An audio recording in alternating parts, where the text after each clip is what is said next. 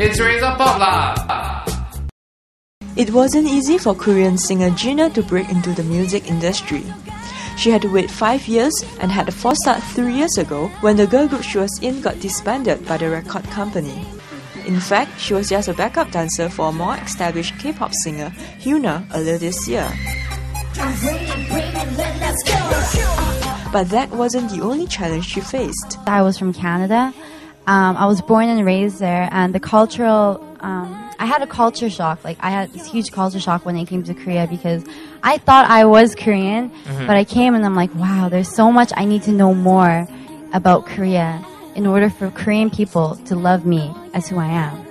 What was the biggest culture shock that you encountered when you first joined? Well, per se, you know how in English we just say, if someone tells you something to do, we can just simply ask, hey, but why? You know, hey, can you tell me why we have to do this? But in Korean, it's called 말대꾸. It's like it's not a good thing.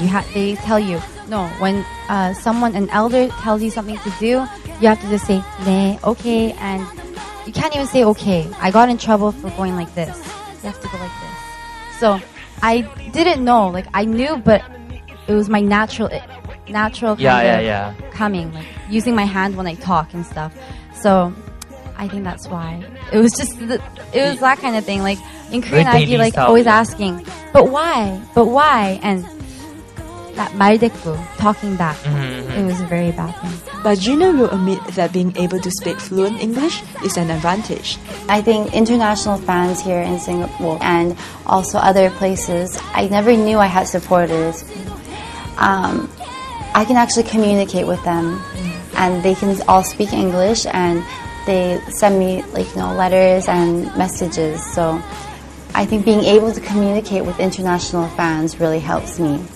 It's been helping me a lot. Being bilingual in English and Korean may also have been a factor in landing her the gig to co-host a music chart program, The M Wave, with Alexander and Kevin from boy group U-Kiss.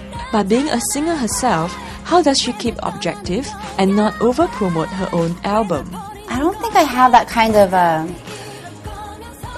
ability to do that yet, because I'm always like, oh, what am I supposed to say? What am I supposed to say? Like, I'm always looking at the cue cards and stuff. It's so new for me, right? So, I mean, just being able to being on that show program and just being able to MC, that itself is promoting myself, I think. Singing and hosting. What's next for G.NA? How about acting? After all, she won't be the first K-pop star to cross over.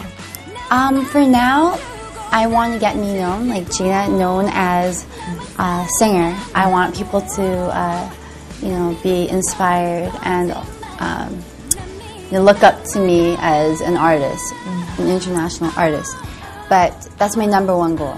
But later on in the future, if I have any chances to, for say, act or model or do anything, I'd be more than happy and more than willing to try.